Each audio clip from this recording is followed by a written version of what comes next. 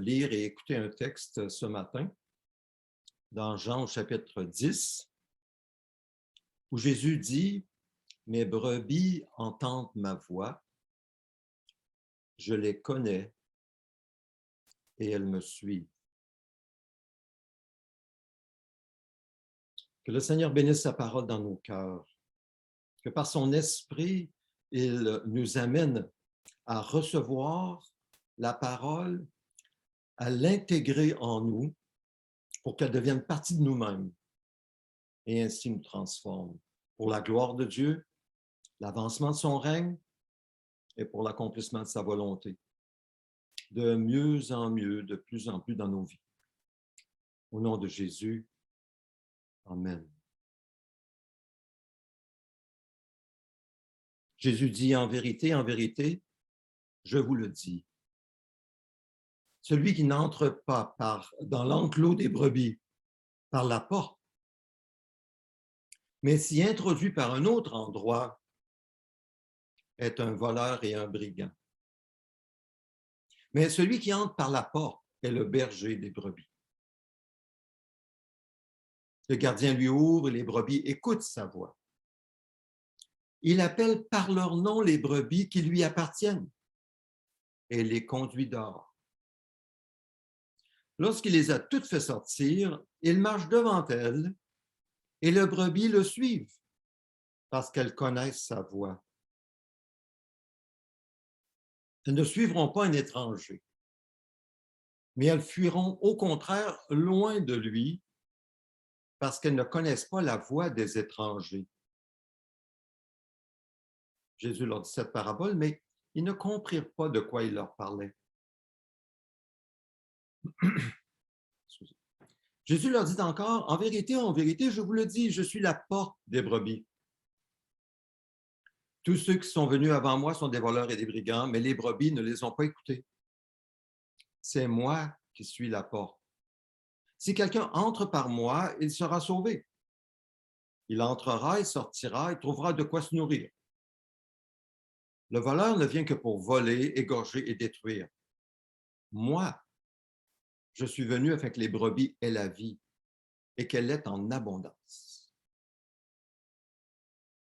Je suis le bon berger. Le bon berger donne sa vie pour ses brebis.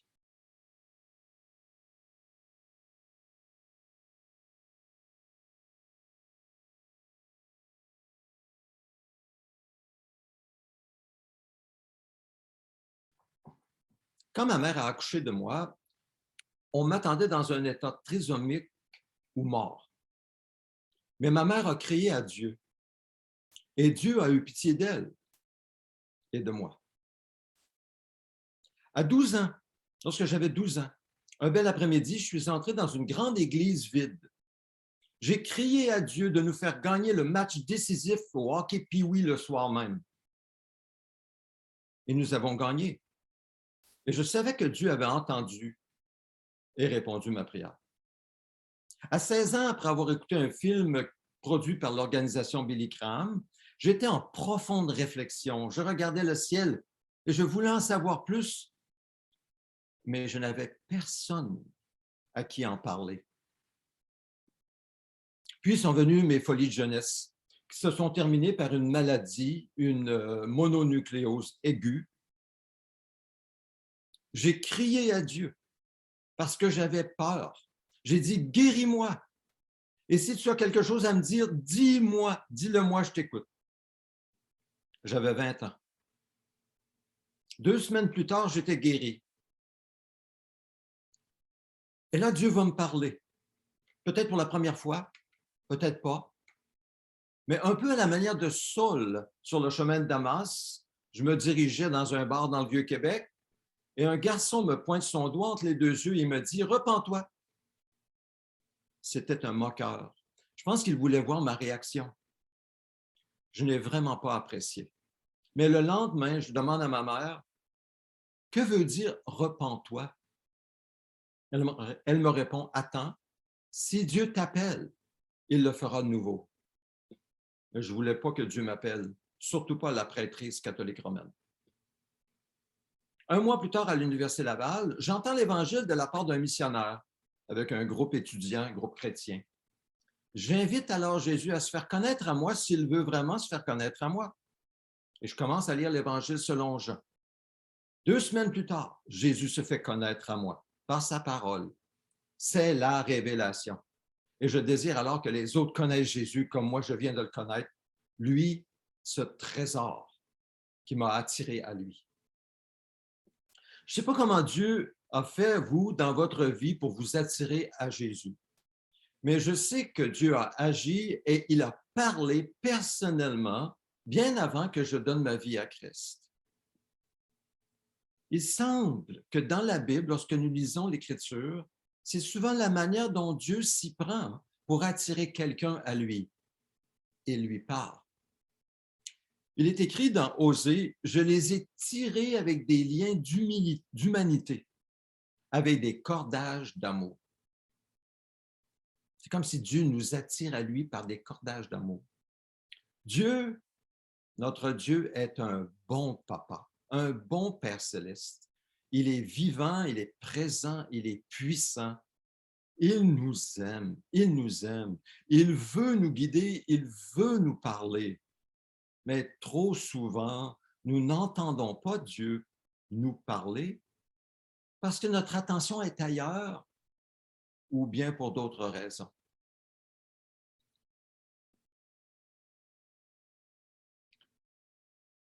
Il est écrit, « Approchez-vous de Dieu et il s'approchera de vous. » Si on nous dit de nous approcher de Dieu, c'est bien parce que nous sommes loin de Dieu, n'est-ce pas? Normalement, on n'appelle pas quelqu'un qui est proche de s'approcher. Non, on appelle quelqu'un qui est loin de s'approcher, comme quelqu'un qui a froid et qui doit s'approcher du feu pour se réchauffer. Pourtant, nous le savons, c'est un combat de tous les jours. Qu'est-ce qui nous empêche de nous approcher de Dieu? Pourquoi rester loin de Dieu? Or, Dieu nous dit dans sa parole que nous sommes naturellement loin de Dieu. Et nous avons même tendance à nous approcher, à nous éloigner de Dieu, même quand nous nous sommes approchés de lui. Notre nature est comme ça pour chacun de nous, sans exception.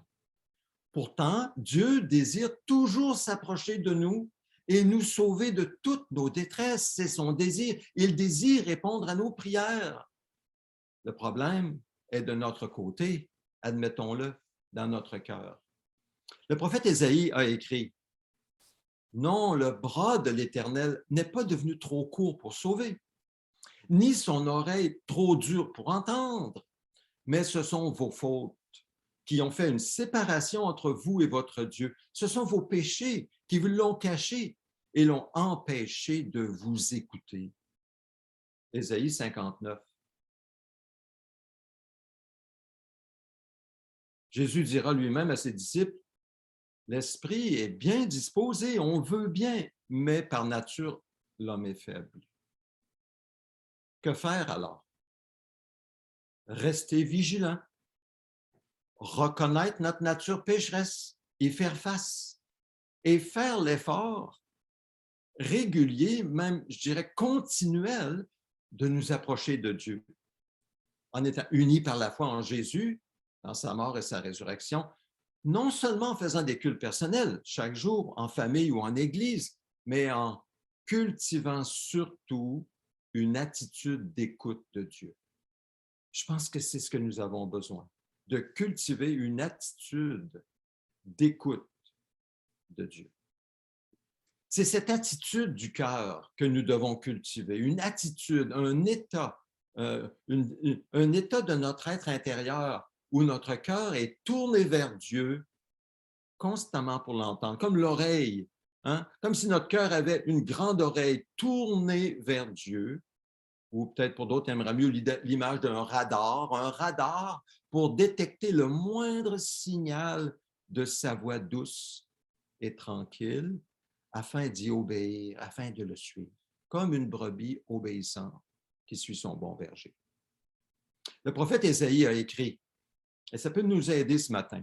Il dit, « Le Seigneur l'Éternel m'a donné le langage des disciples pour que je sache soutenir par la parole celui qui est abattu.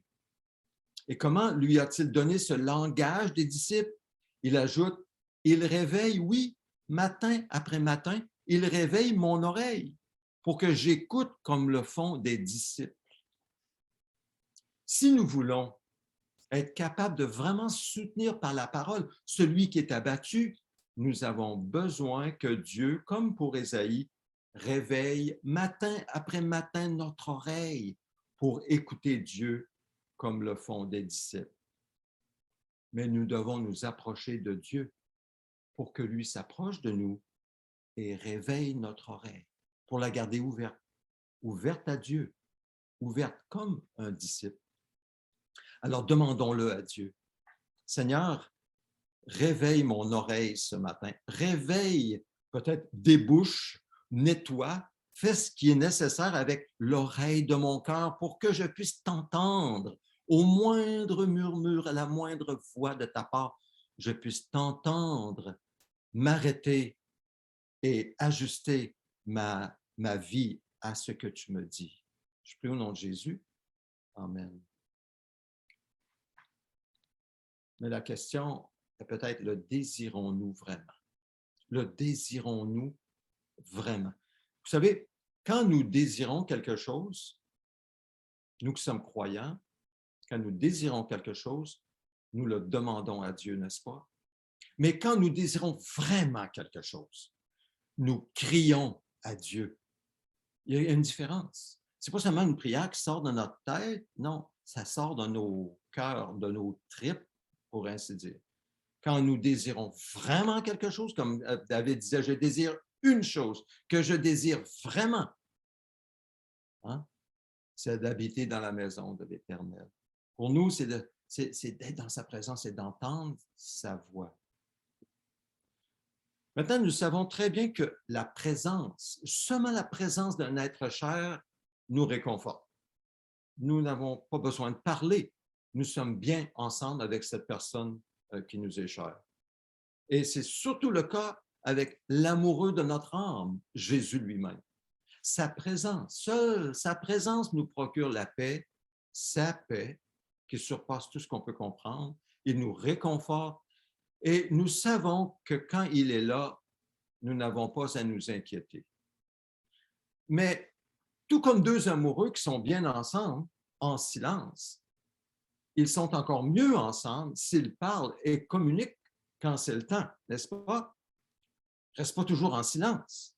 Alors, si Jésus, ou puisque Jésus est notre amoureux divin, lui qui est venu à notre rencontre, nous a attirés à lui par des cordages d'amour, nous a gagnés à lui, a fait de nous ses enfants. Alors, puisqu'il est notre amoureux divin, donnons-nous la permission à notre amoureux de nous parler quand il veut, comme il veut, avec le moyen qu'il désire. Lui a-t-il cette permission? A-t-il le droit, notre amoureux divin, de venir en tout temps nous déranger dans nos activités, entrer sans frapper? Ou sommes-nous si occupés et préoccupés à trouver des solutions par nous-mêmes que, en réalité, nous ne sommes pas vraiment disponibles à entendre ce qu'il aimerait nous dire?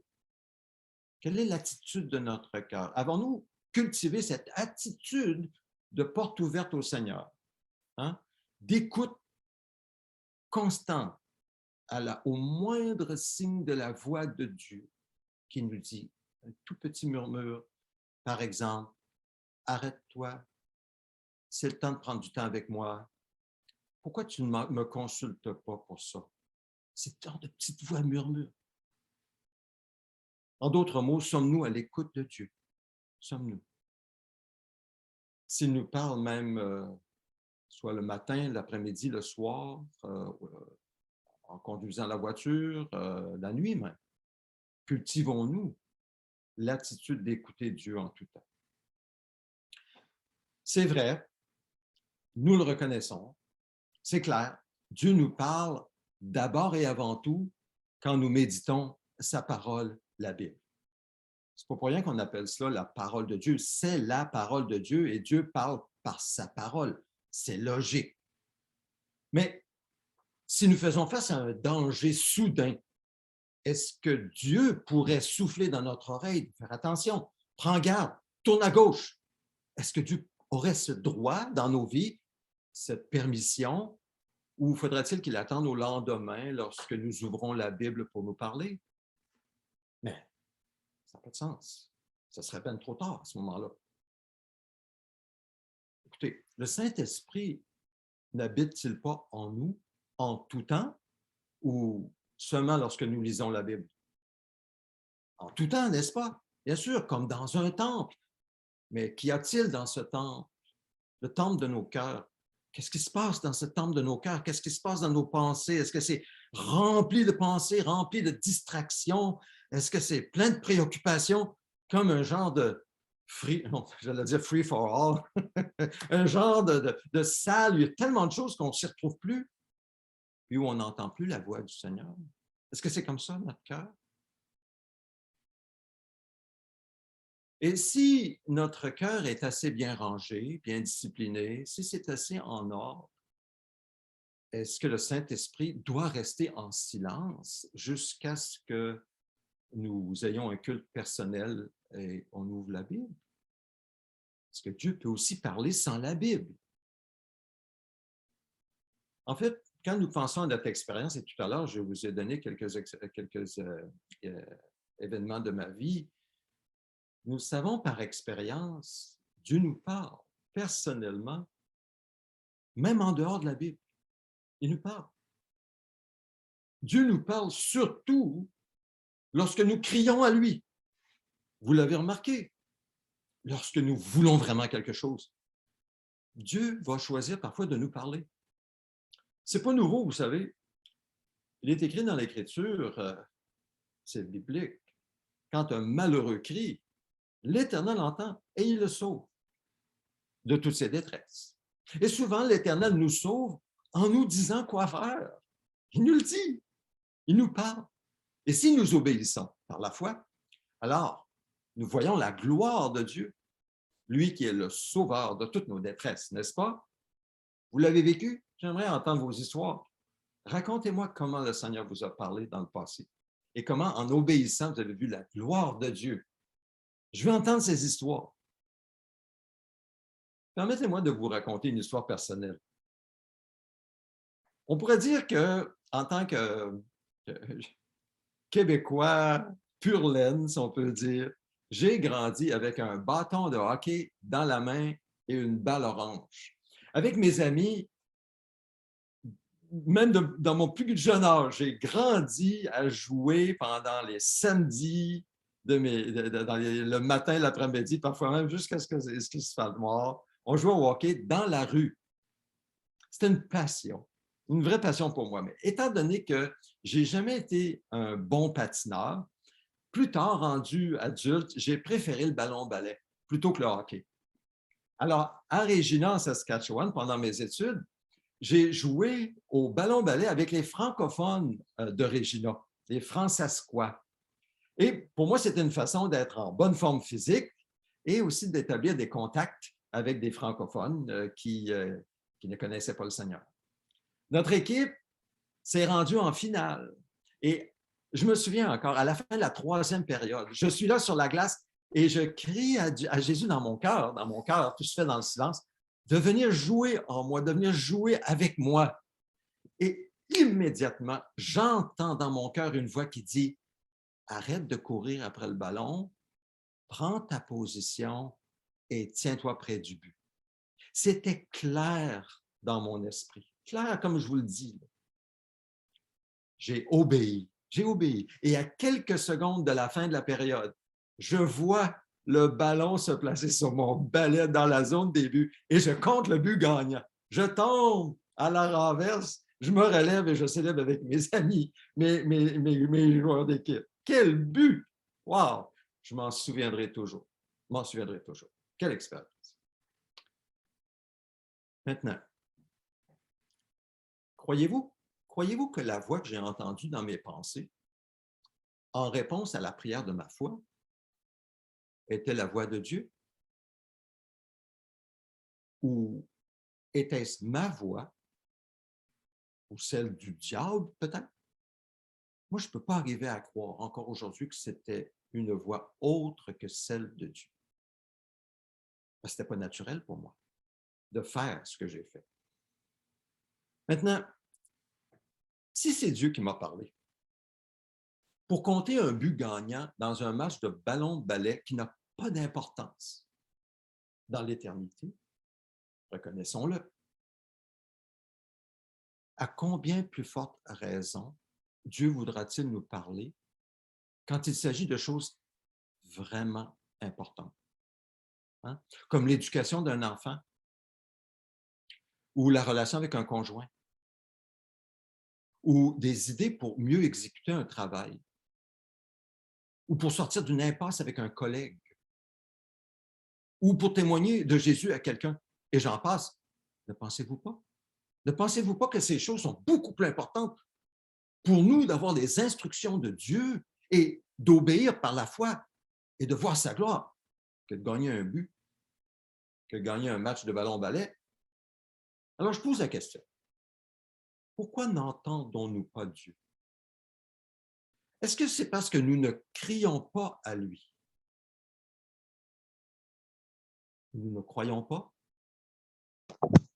Pourquoi ne crions-nous pas plus souvent à Dieu? Pourquoi? Dites-moi, pourquoi est-ce que, personnellement, je vais l'appliquer à ma vie, pourquoi est-ce que je crie à Dieu pour qu'il vienne jouer au ballon-ballet avec moi et je ne crie pas à Dieu pour le salut de mes voisins qui m'entourent? C'est une réalisation difficile à faire face pour moi. Peut-être que si je criais à Dieu pour trouver des moyens pour leur annoncer la bonne nouvelle de Jésus, Dieu me parlerait et me dirait comment faire. Peut-être qu'il me dirait de faire ceci ou cela. Pour l'instant, je n'ai pas entendu de réponse. J'ai commencé à crier à Dieu pour mes voisins. Peut-être que je verrai la gloire de Dieu qui va préparer leur cœur. Ça prendra le temps qu'il faut. Peut-être qu'il va produire des événements, comme le jour où je faisais du jogging, puis je me suis arrêté pour aider un voisin. Je ne sais pas. Est-ce que jouer et gagner un match de ballon-ballet est plus important que le salut éternel de mon voisin? Bien sûr que non.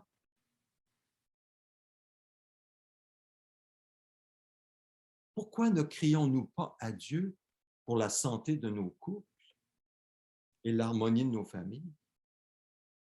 Pourquoi ne consultons-nous pas Dieu avant d'aller au travail? Plutôt que de ruminer toutes ces possibilités, on passe par nos forces, par nos forces, par nos forces. Peut-être qu'on a besoin d'une parole de Dieu qui nous dise quoi faire. Pourquoi ne pas nous approcher de Dieu pour crier à lui dans tous les domaines qui nous touchent profondément, qui sont significatifs? Pourquoi pas crier à Dieu? Pourquoi ne pas chercher à entendre ce qu'il aimerait nous dire, obéir à ce que nous croyons recevoir de lui et avancer par la foi? Désirons-nous vraiment que Dieu soit proche de nous jusqu'à vivre sa vie en nous et nous parle dans tous les domaines de nos vies sans exception? Une chose que je suis en train d'apprendre personnellement, c'est justement d'appliquer cela, c'est-à-dire pour tout ce qui est significatif, de consulter Dieu, de m'arrêter, même quand je pense avoir la bonne chose, même quand je pense être dans la bonne direction, prends ton temps, calme-toi, arrête, consulte Dieu. On le voit dans la Bible, c'est une pratique que nous devons apprendre. Il est dit d'Hénoch qu'il marchait avec Dieu. Marchons-nous avec Dieu? Marcher avec Dieu implique nécessairement un échange régulier avec lui, n'est-ce pas? Parler, écouter. Pour marcher seul aujourd'hui, pourquoi marcher seul aujourd'hui? Si Dieu désire venir sur notre route et faire la différence dans nos vies, dans nos couples, dans nos familles, dans nos milieux de travail, partout, pourquoi ne pas lui parler? Pourquoi ne pas crier à lui? Deux hommes marchent-ils ensemble sans s'être concertés, dit Amos. Deux hommes marchent-ils ensemble sans s'être concertés? Si nous marchons avec Dieu, nous devons nous concerter avec Dieu. Jésus, nous le savons, il est tout près de nous. Il a tout accompli à la croix et par sa résurrection pour nous permettre de marcher avec lui et d'entendre sa voix quand nous avons besoin de l'entendre. Mais c'est à nous, c'est à vous, c'est à moi, c'est à nous de faire le pas et de nous approcher de Jésus, comme une brebis qui s'approche du berger. C'est à nous de crier à Dieu, de désirer vraiment et de crier à Dieu pour qu'il nous sauve de toutes nos détresses. Jésus a dit, « Venez à moi, vous tous qui êtes fatigués et courbés sous un fardeau. Je vous donnerai du repos. Acceptez mes exigences et laissez-vous instruire par moi, car je suis doux et humble de cœur, et vous trouverez le repos pour votre âme. » Remarquez bien ce que dit Jésus. Venez, venez à moi. Acceptez mes exigences. Laissez-vous instruire. Ah, il ne dit pas simplement de venir à lui. Nous devons accepter ses exigences, de nous mettre à sa suite et de nous laisser instruire. Il veut nous instruire. Il veut nous dire, nous parler.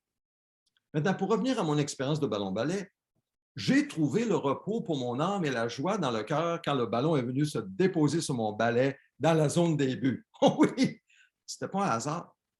Ce n'était pas une chance. C'était la fidélité de Dieu à son instruction claire. Je me suis laissé instruire par Jésus qui m'a littéralement dit quoi faire, où me placer et attendre qu'il fasse le nécessaire pour que je compte le but gagnant. Pour moi, c'était plutôt facile. Très réjouissant. Mais je sais très bien, si j'avais compté sur mes habilités sportives, sur mon expérience et mes forces, j'aurais continué à courir après le ballon et je me serais essoufflé pour rien. C'est ce que je faisais avant que je crie à Dieu de toute façon. Et il m'a dit, arrête. Il m'a donné ses instructions. Et je n'aurais pas marqué le but gagnant.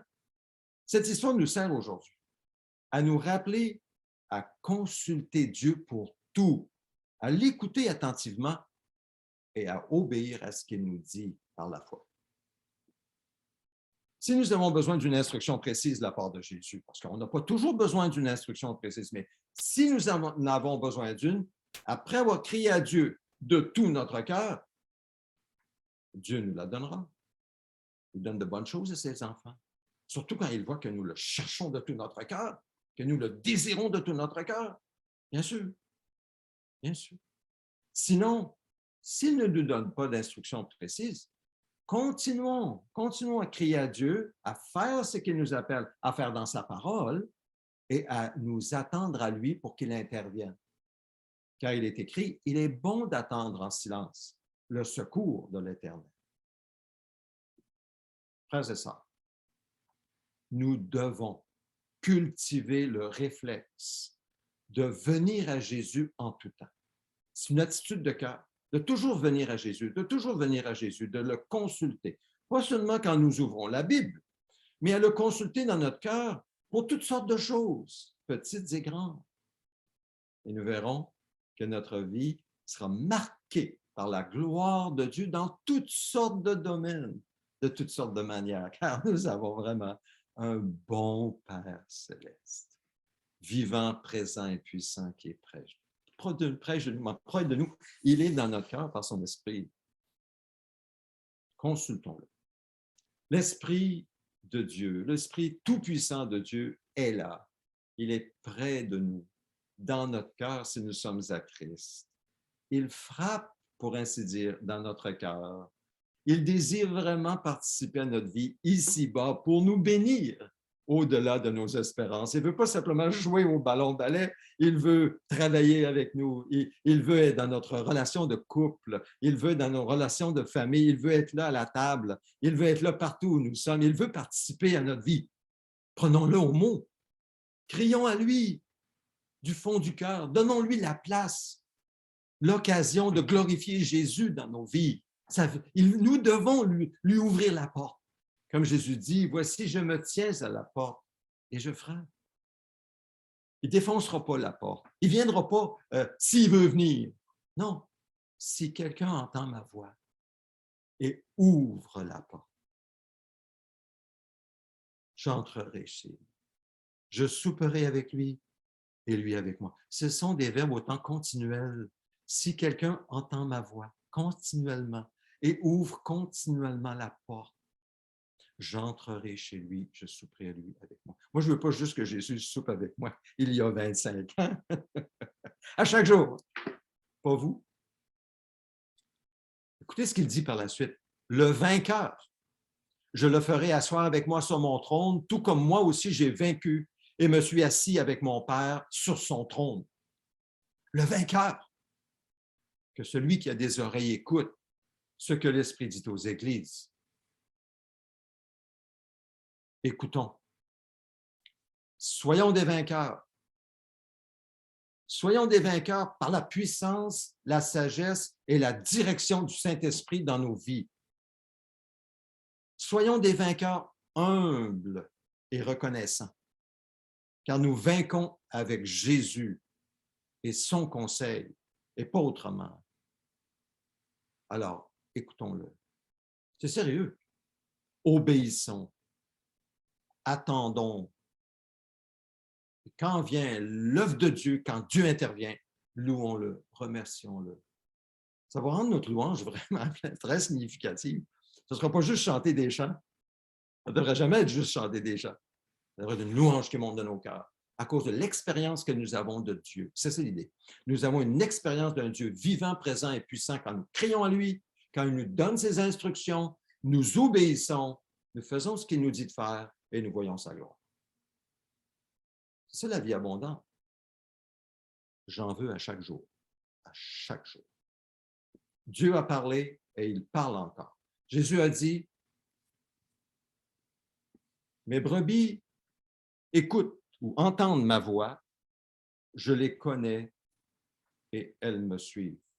Mes brebis, dit Jésus. Il y a deux versions, la version Louis II et la version Second 21 disent « Écoute ma voix » et la version Second est dite à la Genève « Mes brebis entendent ma voix ». Écoute ma voix, je veux dire, c'est dans la version Le Sommeur et non dans Second. Bref, les deux versions, ça veut dire qu'il faut comprendre le sens ici. Mes brebis écoutent, entendent ma voix. Je les connais et elles me suivent.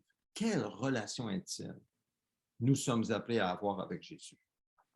Si Jésus parle de ses brebis, ceux qui croient en lui et le suivent par la foi, c'est pour dire aussi que ce n'est pas tout le monde qui écoute et entend la voix du bon berger.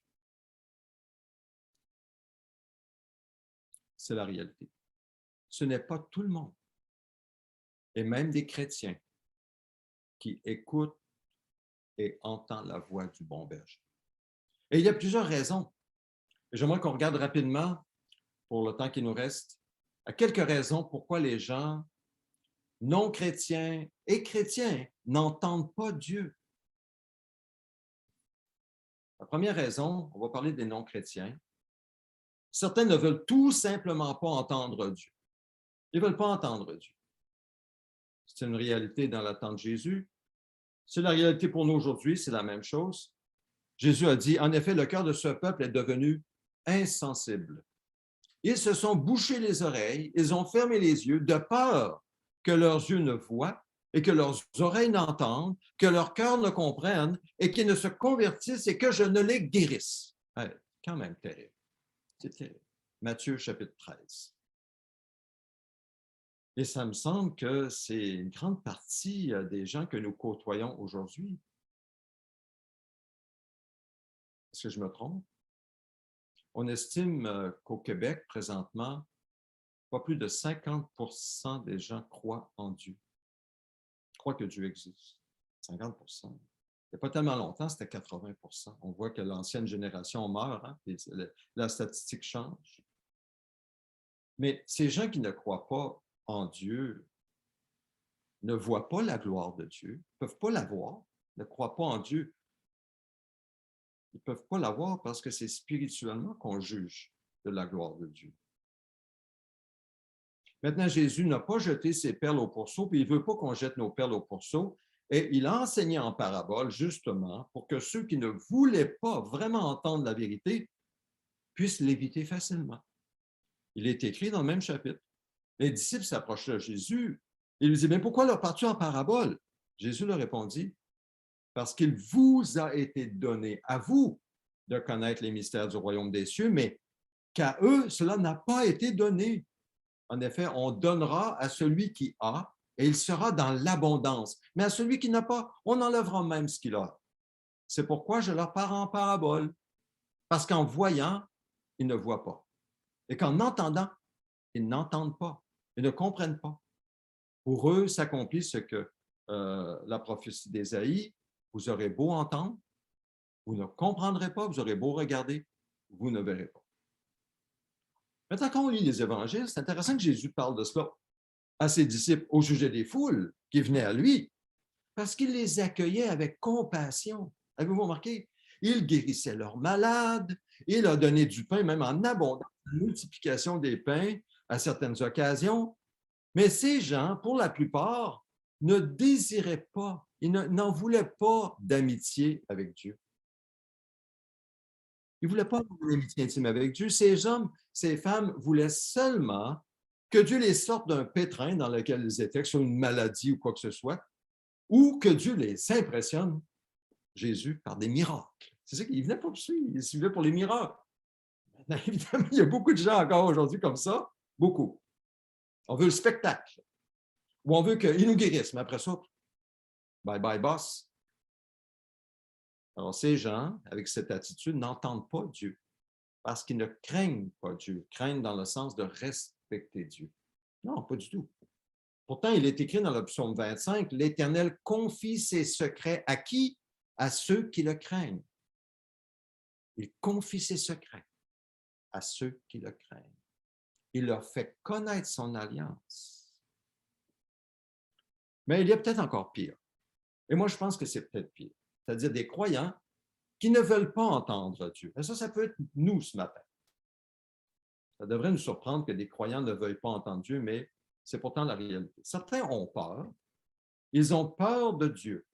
Et je peux comprendre, parce que je pense qu'à quelque part, moi, j'ai eu peur de Dieu. J'ai eu peur de ce qu'il me demanderait. J'ai eu peur de qu'est-ce que ça me coûterait. Tantôt, j'ai dit que je ne voulais pas être un prêtre catholique romain. Non, j'aurais vraiment pas voulu. Vraiment pas. Mais certains ne veulent pas entendre parce qu'ils ont peur de ce que Dieu va leur demander. Je pense que c'est assez commun. On a peur de Dieu. Pourtant, l'amour parfait chasse la peur. Alors, qu'est-ce que ça veut dire si on a peur de Dieu ou de ce qu'il pourrait nous demander? N'est-ce pas que ça veut dire que nous ne connaissons pas l'amour de Dieu? Est-ce que nous ne sommes pas convaincus sans l'ombre d'un doute que peu importe ce que Dieu va nous demander, ce sera de l'amour envers nous? Moi, je pense que ça, c'est vraiment la racine de notre peur, de nos craintes, de nos hésitations. On a peur. On a peur parce qu'on ne croit pas vraiment l'amour de Dieu envers nous. Le problème, je pense, c'est un manque de connaissance, pas juste intellectuelle, mais je dirais personnelle de Dieu. C'est un manque de connaissance de Dieu, de confiance en Dieu, parce qu'on ne croit pas vraiment à l'amour ou à la sagesse ou à la toute-puissance de Dieu pour nos vies. Maintenant, on ne se battra pas à coups de bâton. Dans l'Écriture, c'est plein de gens, Moïse, je mentionne Moïse, plein de gens qui n'ont pas eu confiance en Dieu au début. Pourtant, il n'y a pas plus grande sécurité ici-bas que d'être au centre de la volonté de Dieu dans nos vies. Et être au centre de la volonté de Dieu demande de s'offrir à Dieu avec confiance, de lui donner carte blanche. Je crois que ça demande ça, être au centre de la volonté de Dieu. Paul dira aux Romains, je vous encourage donc, frères et sœurs, par les compassions de Dieu, à offrir votre corps comme un sacrifice vivant, saint et agréable à Dieu. Vivant, sacrifice vivant. Ce sera votre part un culte raisonnable, un culte de tous les jours. On offre à Dieu notre corps comme un sacrifice vivant. Nos oreilles, notre cœur. Ne vous conformez pas au monde actuel, mais soyez transformés par le renouvellement de votre intelligence afin de discerner quelle est la volonté de Dieu, ce qui est bon, agréable et parfait. C'est pour ça que nous nous offrons à Dieu. C'est pour ça qu'on lui fait confiance, c'est pour discerner sa volonté. afin de la faire. Or, sa volonté, parfois, nous est dite, pas seulement dans l'Écriture, mais appliquée par le Saint-Esprit à nous. D'autres chrétiens ont la crainte, non de Dieu, mais des hommes. Ça, c'est aussi commun. Si nous avons peur que les autres nous prennent pour des fous, des illuminés, parce qu'ils entendent dire que Dieu nous parle, nous risquons de ne pas entendre Dieu. Alors, prenons garde à nos cœurs, prenons garde à notre crainte des hommes et le qu'en dira-t-on. Prenons garde à ça. On ne peut pas craindre les hommes et craindre Dieu en même temps, comme on ne peut pas servir Dieu et l'argent. On ne peut pas, c'est impossible. En même temps, ayant dit cela, je ne crois pas que nous devrions crier haut et fort que Dieu nous parle, même quand il le fait. Non, pas nécessairement. Quand Dieu nous parle, il nous parle. Ça ne veut pas dire qu'il veut que tout le monde le sache. C'est écrit dans la parole que c'est un piège que de trembler devant les hommes. C'est un piège pour nous. On est pris là-dedans. Hein? C'est un piège. Mais il est écrit aussi que celui qui craint l'Éternel possède un puissant appui. Et ses enfants ont un refuge près de lui. La crainte de l'Éternel est une source de vie pour détourner des pièges de la mort. Comprenons bien. Craignons l'Éternel, non les hommes. Jésus dira même, ne redoutez pas ceux qui tuent le corps, mais qui ne peuvent pas tuer l'âme. Il dit de ne pas redouter ceux qui tuent le corps, quand même fort. Là. Redoutez plutôt celui qui peut faire périr l'âme et le corps en enfer. Donc, c'est clair. Craignons Dieu et obéissons à sa parole. Obéissons-lui par la foi. Mais faisons attention quand même. Nous désirons que Dieu nous parle, comme un ami intime parle à son ami. Nous désirons ça, n'est-ce pas? Et si nous aimons le monde hein, et ce que le monde pense de nous, de qu'en dira-t-on, nous n'entendrons pas Dieu nous parler. Il est écrit, n'aimez pas le monde, ni ce qui est dans le monde. Si quelqu'un aime le monde, l'amour du Père n'est pas en lui. Donc, notre amour, notre attachement au monde, c'est une idolâtrie aux yeux de Dieu. Et Dieu n'est pas dans un temple d'idole. Il s'éloigne. C'est nous, bref.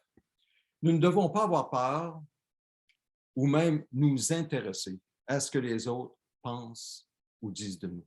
Ça ne devrait même pas nous passer par la tête parce que en Christ, nous sommes morts au péché, morts au monde, morts à notre ancienne vie, morts à nous-mêmes. Et à ce que je sache, une personne morte ne se soucie pas de ce que les autres pensent d'elle. Ça fait un peu drôle de dire ça, mais c'est comme ça. D'autres encore ont peur, je vais assez rapidement ici, du chaos dans l'Église. Ça peut être une autre part. Ah, mais là, si on a entendu nous parler, là, hey, ça va être le chaos dans l'Église, ça ne sera pas drôle. Non, attention. C'est une crainte non fondée, ça. Devons-nous avoir peur, vraiment peur que la tête de l'Église, Jésus-Christ, nous dise quelque chose qui entraînera le chaos dans l'Église? Non.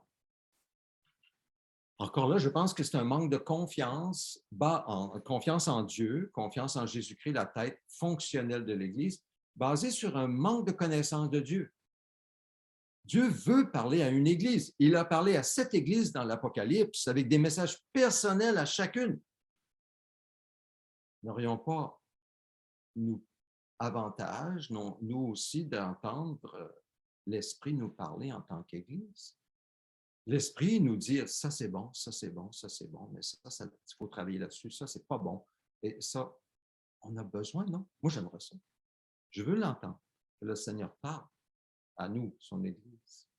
Mais Paul dit à ces églises ouvertes à écouter Dieu et au don du Saint-Esprit, il dit que tout se fasse convenablement et avec ordre. Ah, c'est une parole sage pour une église ouverte qui croit au don du Saint-Esprit, qui croit à l'écoute de Dieu. Mais oui, maintenant, l'apôtre Paul aurait très bien pu dire aux Corinthiens, cessez d'utiliser les dons là, parce que là, certains en font un mauvais usage, parce que c'était le cas.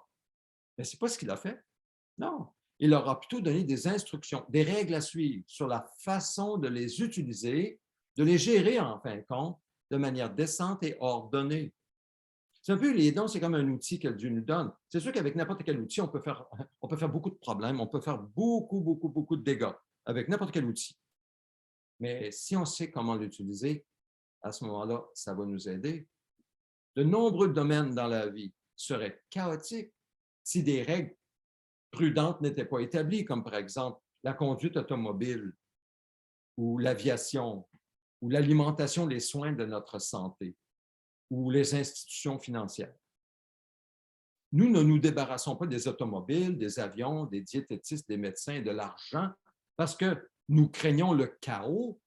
Non, nous établissons des règles sages en visant le bien commun. C'est ce qu'on fait dans la société, à combien plus forte raison dans l'Église. Quand nous voulons écouter Dieu, être ouverts à l'écoute de Dieu et aux dons que l'Esprit nous donne dans une Église humble qui désire prendre soin les uns des autres avec efficacité et qui désire voir Dieu manifester sa gloire et faire des choses extraordinaires dans une Église. Moi, je pense que c'est ça que nous avons besoin. Malheureusement, le chaos observé dans certaines églises aujourd'hui semble provenir d'un manque d'enseignement de la parole de Dieu, un manque d'ordre au niveau de l'écoute de Dieu et de la communication de ses messages à l'Église. Il semble que dans certains milieux, chacun fait ce qui lui semble bon à ses yeux en suivant leurs émotions. Et ça, c'est terrible. C'est terrible. Et ceux qui crient le plus fort gagnent.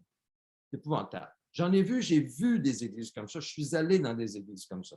Des dirigeants recourent à des techniques de manipulation et de gestion afin d'arriver à leur propre fin, ce qui est scandaleux. Ça a eu comme résultat souvent de détruire la foi de plusieurs. Mais ce n'est pas là une raison pour notre Église de prendre une position complètement contraire, extrême, et fermer la porte au Saint-Esprit de Dieu. Non. Ce n'est pas parce que des gens meurent chaque année sur les routes par des accidents de voiture que nous devons cesser d'utiliser ce moyen de transport. Nous devons plutôt apprendre ensemble. Ça prendra le temps qu'il nous faut. On fera peut-être des erreurs, mais on veut apprendre ensemble, humblement, à écouter Dieu, à obéir à ce qu'il nous dit, par la foi, pour voir sa gloire parmi nous. Utiliser ses dons d'une manière convenable et ordonnée pour éviter que le chaos se produise. Enfin, dernier point, rapidement, certains croyants ont peur de la confusion, certains ont peur de confondre leur pensée avec celle de Dieu. Pourtant, Jésus a promis que nous serions capables de reconnaître sa voix de berger. Si nous sommes ses brebis, si nous le suivons, si nous nous approchons de lui, nous devrions être capables de reconnaître sa voix et de faire la différence entre la voix de Dieu et la voix d'un esprit étranger. Peut-être qu'on devra l'apprendre. Ça va peut-être venir avec l'expérience, comme on apprend par expérience à discerner la voix des différentes personnes. Jésus dit, lorsqu'il les a toutes fait sortir, il marche devant elles et les brebis le suivent parce qu'elles connaissent sa voix. De plus, les Écritures promettent que si nous cherchons le Seigneur, je pense que c'est tout ça le problème. Le problème, ce n'est pas du côté du Seigneur qui ne veut pas nous parler, c'est nous, c'est d'un autre côté. Alors, si nous cherchons le Seigneur de tout notre cœur, l'Écriture nous confirme que nous le trouverons. Nous le trouverons. Il dit, de là, tu chercheras l'Éternel, ton Dieu, tu le trouveras si tu le cherches de tout ton cœur, de toute ton âme. Deutéronome 4. Et nous avons aussi la promesse écrite de Dieu dans sa parole que si nous demandons la sagesse, nous la recevrons. Dans Jacques, si l'un de vous manque de sagesse, qu'il la demande à Dieu, mais qu'il demande avec foi, sans douter. Vous n'avez pas besoin d'être super intelligent, très instruit, ou même avoir une formation en théologie, ou d'être comment je dirais, un pasteur ou un enseignant, ou peu importe. Non, pour entendre Dieu. Pas du tout. Un enfant peut l'entendre. Un enfant à l'écoute de Dieu peut entendre le Saint-Esprit lui parler. Jésus n'a-t-il pas dit lui-même, rempli du Saint-Esprit, rempli de la joie du Saint-Esprit, il dit, je te suis reconnaissant, Père, Seigneur du ciel et de la terre, de ce que tu as caché ces choses aux sages et aux intelligents. Cachées, mais tu les as révélées aux enfants. Tu les as fait connaître aux enfants. Aux enfants. Oui, Père, je te suis reconnaissant car c'est ce que tu as voulu. Alors, attention aux excuses. Très attention. Nous avons besoin de la foi d'un enfant ici. La simplicité, l'humilité. Maintenant, comment entendons-nous les paroles d'un Dieu qui est esprit? C'est simple. Dieu parle dans notre esprit. C'est comme ça qu'il parle. Ce n'est pas une voix audible qu'on entend, comme la voix que vous m'entendez, que vous entendez de moi. Non. On l'entend dans notre esprit humain, parce que Dieu est esprit. Il parle à notre esprit. Comme dans mon expérience du ballon-ballet, on apprend par expérience souvent à distinguer les couleurs, les musiciens à distinguer une clé mineure, une clé majeure, ou reconnaître la voix des autres humains. On apprend par expérience. C'est un peu la même chose avec Dieu. Évidemment, nous allons faire des erreurs, comme je disais tantôt, mais il faut apprendre à rire de nos erreurs. C'est l'humilité. C'est peut-être la plus grande qualité que nous avons besoin ici. Pour entendre la voix de Dieu, l'humilité est la première qualité que nous avons besoin de développer. Ça va nous permettre de rire de nous-mêmes parfois. Et ça va nous permettre d'apprendre des autres aussi comment ils entendent la voix de Dieu. Écoutez. Peut-être l'autre qualité morale, c'est de choisir la foi plutôt que l'incrédulité, de croire et d'agir. Mais c'est un choix que nous devons faire pour vivre une vie soit plate ou ennuyeuse, où il ne se passe pas grand-chose, ou vivre une vie exaltante, remplie de la joie du Saint-Esprit. Soit dit en passant, je pense qu'il faut s'attendre à ce que Dieu nous donne ce qu'il veut bien nous donner. Il veut nous donner, il l'a promis, mes brebis, écoute ma voix, je les connais et elles me suivent. Il est venu pour nous donner une vie abondante. Donc, étant donné que Dieu ne change pas, il ne changera jamais, il est digne de notre pleine confiance. Alors, venons à lui tel que nous sommes, sans crainte, en Jésus-Christ, confessons-lui nos fautes, repoussons l'incrédulité et permettons-lui de venir nous parler. Disons-lui, Seigneur, me voici, me voici. Je te laisse me parler, m'aimer, me guider. Je crie à toi selon les besoins qui sont dans mon cœur.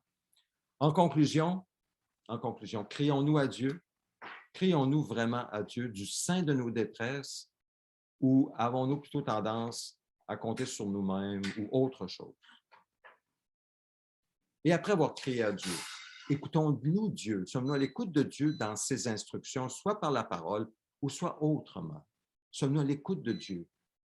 Et quand nous entendons, nous semblons entendre ce que Dieu nous dit, obéissons-nous à ce qu'il nous dit. C'est très important, comme dans mon histoire personnelle. Attendons-nous son secours, sa réponse avec espérance, persévérance, ou faisons-nous un autre? C'est ça, la foi. Et c'est ça, la vie de la foi qui mène à la vie abondante. Notre Dieu est un bon papa, un bon Père céleste. Il est fidèle, il est bon, il est vivant, présent et puissant. Il nous aime, il veut nous guider, il veut nous parler. Alors, crions à lui de tout notre cœur.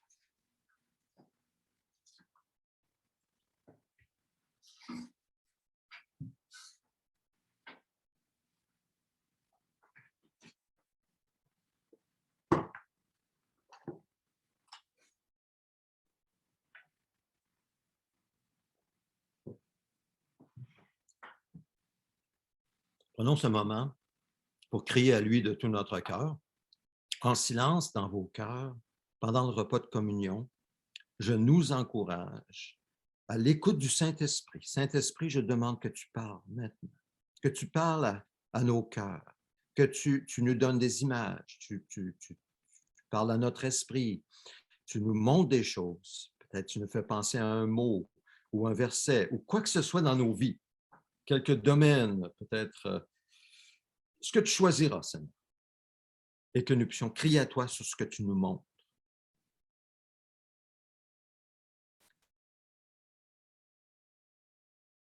Faisons-le maintenant.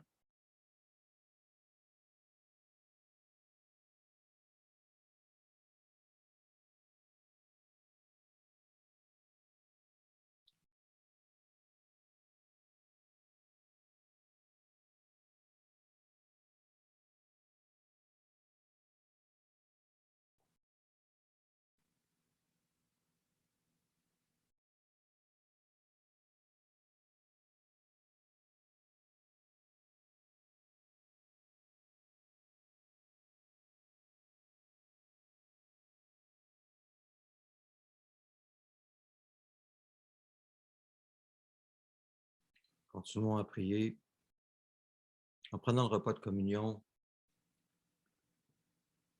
communion avec notre bon berger. Je vous invite à prendre le pain. Nous allons partager le repas du Seigneur. Jésus est présent au milieu de nous. Nous sommes assemblés en son nom. Seigneur Jésus, nous voici devant toi ce matin en assemblée, frères et sœurs. Seigneur, tu nous connais. Tu connais nos cœurs. Tu vois nos détresses. Je crois que tu attends que nous venions à toi. Seigneur Jésus, nous venons à toi. Merci, Seigneur, de nous montrer ce pourquoi tu désires que nous crions à toi. Nous crions à toi. Interviens, Seigneur. Dis-nous quoi faire. Parle-nous, Seigneur.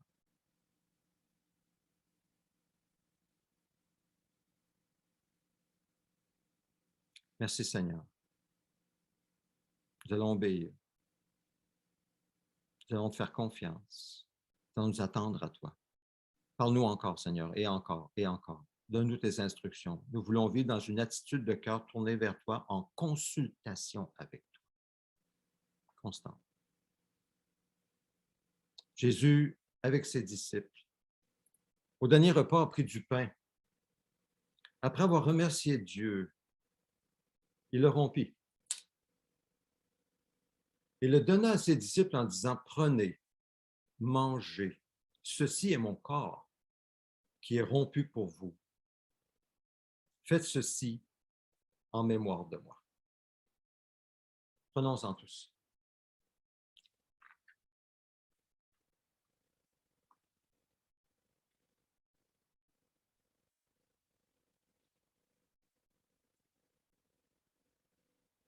Seigneur, nous te confessons nos péchés. Nous les reconnaissons, Seigneur. Péché d'incrédulité, péché d'un cœur partagé.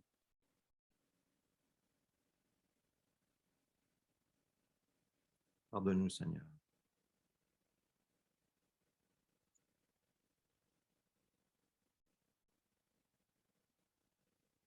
Seigneur, nous avons pris ton corps. Nous voulons être membres de ton corps. Nous sommes membres de ton corps. Recevoir de toi la force de vivre selon ton esprit, en comptant sur toi, jour et nuit.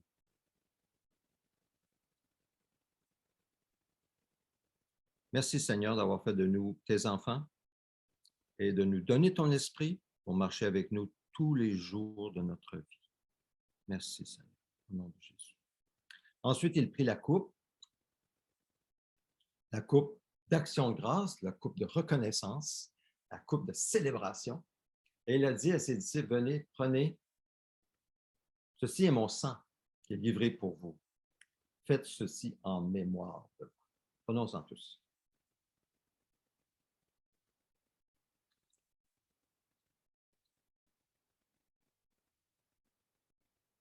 Seigneur, tu as donné ta vie par amour pour nous. Tu n'étais pas obligé. Le Père ne t'a pas forcé. Tu l'as fait volontairement, par amour pour nous. Tu t'es soumis au Père, même si tu as lutté dans le jardin de Gethsémani. Tu as lutté pour savoir s'il n'y avait pas un autre moyen pour toi d'accomplir la volonté de Dieu. Il n'y en avait pas. Tu l'as accepté et tu as porté nos péchés à notre place. Merci, Seigneur. Et maintenant, tu as la joie de nous avoir avec toi à ta table pour l'éternité.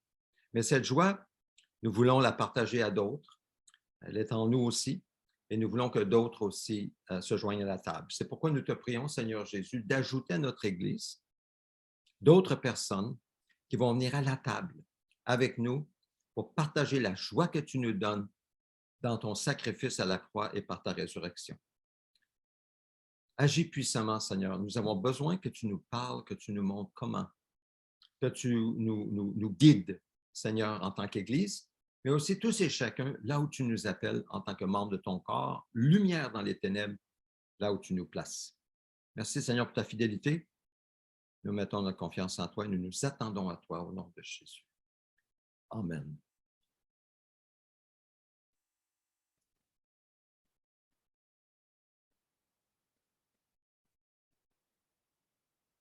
Seigneur, nous prions pour le renouveau de chacun dans sa marche avec Dieu et sa croissance en maturité.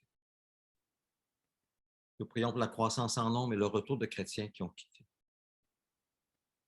Nous prions pour le réveil des gens de la ville de Québec et de la région de la province de Québec. Nous prions pour ta protection spirituelle sur chacun de nous, Seigneur Dieu, tes enfants bien-aimés. Nous prions pour la fidélité de chacun dans la gestion des finances et les fonds suffisants pour répondre aux besoins de l'Église. Nous prions au nom de Jésus. Seigneur, nous prions en particulier pour notre frère Pierre, côté qui souffre beaucoup au niveau de son dos. Nous prions, Seigneur, que tu interviennes au nom de Jésus pour le soulager. Merci, Seigneur, pour notre frère Pierre, qui te sert avec les gens qui appellent au message d'espoir et aussi les gens au Niger avec qui nous sommes en contact pour les soutenir. Bénis notre frère Pierre, Seigneur Dieu, fortifie-le et glorifie ton nom dans sa vie, dans ses faiblesses. Merci, Seigneur, d'entendre nos prières ce matin. Nous voulons prier aussi, Seigneur, pour la paix de notre pays. Seigneur, il y a une saison trouble dans notre pays présentement. Et nous prions, Seigneur, que tu donnes à nos gouvernements sagesse, discernement, que tu donnes l'humilité à notre premier ministre. Par ta grâce. Une humilité pacifique.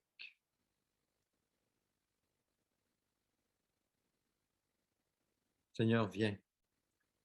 Prends la place qui te revient dans notre pays. C'est toi le roi.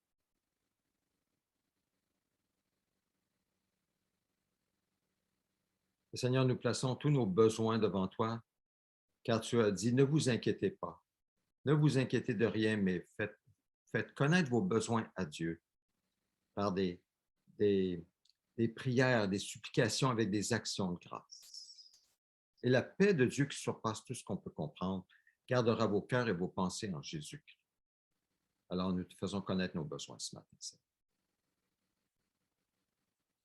Prions ensemble la prière que le Seigneur nous a enseignée. Notre Père céleste, que la sainteté de ton nom soit respectée, que ton règne vienne, que ta volonté soit faite sur la terre comme au ciel. Donne-nous aujourd'hui notre pain quotidien. Pardonne-nous nos offenses, comme nous aussi nous pardonnons à ceux qui nous ont offensés. Ne nous expose pas à la tentation, mais délivre-nous du mal et du malin. Car c'est à toi qu'appartiennent dans tous les siècles le règne, la puissance et la gloire. Amen. Déclarons notre vision. Ô Dieu, nous te désirons de tout notre cœur. Viens, transforme-nous de sorte que nous devenions des disciples centrés sur Christ, dynamisés par l'Esprit, axés sur la mission et capables de nous multiplier partout. Alors, suivons Jésus avec passion, un pas à la fois. Prions, allons, soutenons. Faisons des disciples de toutes les nations. Offrons au Seigneur nos dons, nos dîmes au Seigneur. Vous savez que c'est fait par virement bancaire à l'adresse à l'écran ici.